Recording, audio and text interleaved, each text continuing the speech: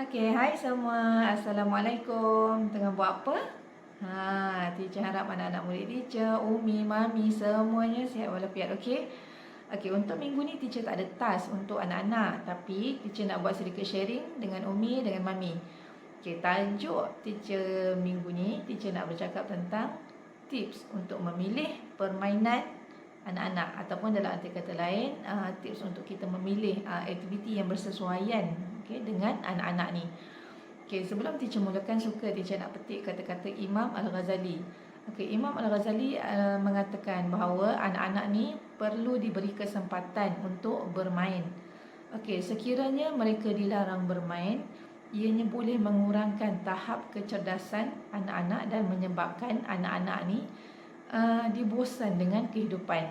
Okay, kesan dia nanti, anak-anak ni akan selalu mencari alasan bagi menjauhkan diri daripada sesuatu keadaan yang rumit.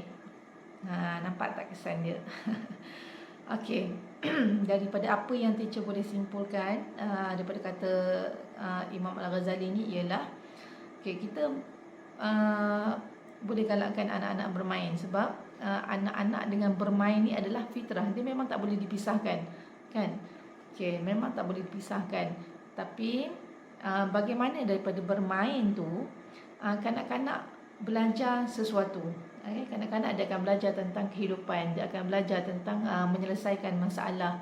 Okay, dia belajar tentang komunikasi, tentang toleransi, tentang tanggungjawab dan juga life skill yang lain. Okay.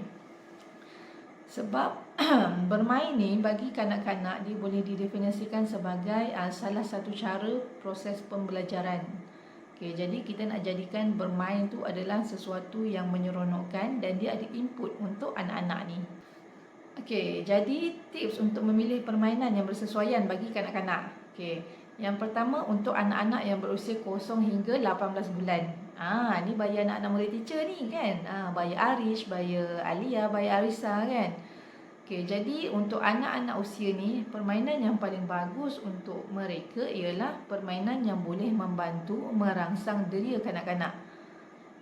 Okay, jadi bila kita bercakap tentang deria, permainan yang kita pilih ataupun aktiviti yang kita nak buat dengan anak-anak tu mestilah melibatkan deria pendengaran, deria penglihatan, kan, deria rasa dan bau dan juga deria sentuhan. Okey. Contoh permainan macam benda-benda yang bergerak, kan, benda yang bercahaya, yang berlampu. Okey, benda yang berbunyi. Okey. Contoh macam aktiviti kita sebelum ni, kita buat aktiviti bubble play. Okey, dalam aktiviti bubble play tu, apa yang teacher nak tengok sebenarnya anak-anak ada visual tracking. Okey, ke mana bubble tu bergerak. Itu pun salah satu perkembangan deria anak-anak. Okey, seterusnya untuk anak-anak yang berusia 18 bulan sehingga 3 tahun. Okey, pada peringkat ni, anak-anak dia dah develop perkembangan motor kasar. Dia dah pandai berjalan, kan? Dia dah pandai berjalan, dia dah pandai berlari. Okey, jadi pada usia ni, ibu-ibu boleh buat aktiviti yang berbentuk fizikal. Okay, anak-anak kayuh basikal, kan, anak-anak sepak bola, apa lagi, anak-anak memanjat. Okay, tapi dalam masa yang sama, dalam setiap aktiviti terapkan juga kemahiran bahasa.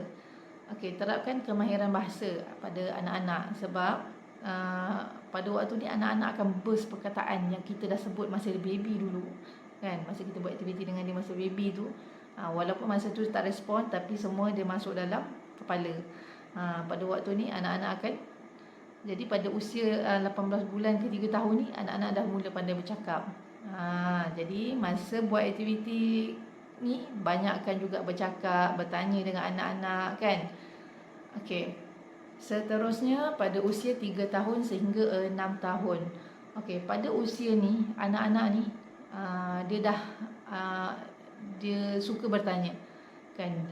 Develop daripada percakapan tadi tu, dia dah berkembang lagi, banyak perkataan dia, lagilah dia suka bertanya, dia ada perasaan ingin tahu yang sangat tinggi.